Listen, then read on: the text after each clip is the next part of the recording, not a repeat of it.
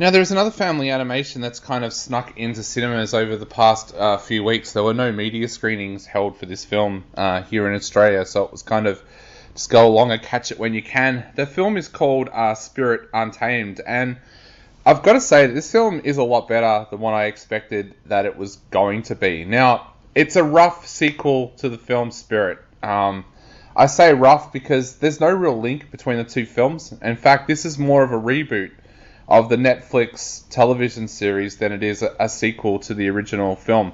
It centers around a young girl called Lucky, voiced by Isabel Merced, and she has been living in the city with a kind of weird uncle ever since her grandfather, I should say, not her uncle, her grandfather, ever since the death of her mother. Now, she dreams about heading back to the small country town where she grew up. She can remember her mother, she can remember the horses, and she just wants to head back there. However, she's slightly anxious when her aunt, Cora, voiced by Julianne Moore, says that they are originally heading back there. She's a little bit anxious because she hasn't seen her father, Jim, voiced by Jake Gyllenhaal, for so many years. However, when she gets back there, she finds instantly that she's enjoying herself. She kind of makes two friends, although she would say that they aren't friends, and one of them would say that they aren't friends from the start. There's Prudence Granger, voiced by Marissa Martin, who's an absolute expert with horses.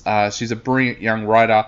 And then there's Abigail Stone, voiced by McKenna Grace, who is really, really country, to the point that she annoys both Prudence and Lucky.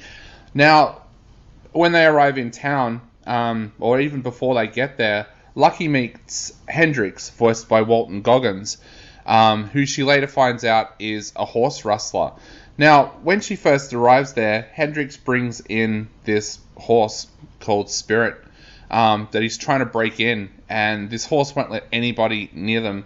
However, over a couple of days, Lucky manages to find herself getting close to this horse. But then when Hendrix kidnaps the rest of the wild horses, Lucky, Prudence, and Abigail decide to go on a very dangerous ride in an attempt to try and bring them back. Now, this film, as I said, it is so much better than what it should be. I kind of went into this, and as a critic, you always feel kind of bad when you have to buy a ticket to go in and see a kids' film to review it. Being a male, it feels really weird. Like, I'm normally there by myself. I've got no kids with me. So I kind of always have that feeling that people are looking at me like, why is this guy sitting in a kids' film for little girls? And sometimes that means that I can't get engrossed in the film. I'm so conscious of that I just cannot become engrossed in the film. I became engrossed in this film straight away. There's just something about it. And to be honest, a lot of people have said to me, oh, it's because it's got known actors as the voice cast. I actually went into this not knowing that Jake Gyllenhaal and people like that were involved with the film. I kind of picked up on Walton Goggins voicing Hendrix, because Walton Goggins, as people will know who have listened and read my reviews in the past, is one of my favourite actors. And I've just been watching Justified again recently, so Walton Goggins' voice was very, very fresh in my mind. But this film really, really draws you in. You feel for Lucky from the very start. You want to see her trace her mum's footsteps and almost become what her mum was. You want to see her repair that bond with her father. And her father's a little kooky. He's obsessed with his railway line. That's all he ever thinks about. To the point where his house is just littered with all this stuff to do with the railway line, including dangerous things like detonators and things like that. But you want to see them mend that relationship. You want to see Cora be able to leave Lucky with her father.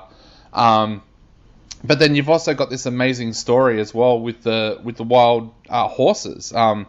Here, and if you're wondering why I pause when I say that, I so want to say Brumbies, because that's what we call wild horses in Australia, but I realise that people are listening to this overseas, and you probably will not know what I'm talking about when I mention the word Brumbies. So, yes, the whole story is just absolutely fantastic. The relationship between the three young girls, it's believable. There's a real bond there, even though they don't want to admit it, which is what, of course, you see happen with teenage girls. The journey itself, the director and the screenwriter have done that amazingly well. They haven't made it take up too much of the film, but at the same time, you don't feel that you're being shortchanged because this amazing journey is too short. It's just the perfect length, and it works so well.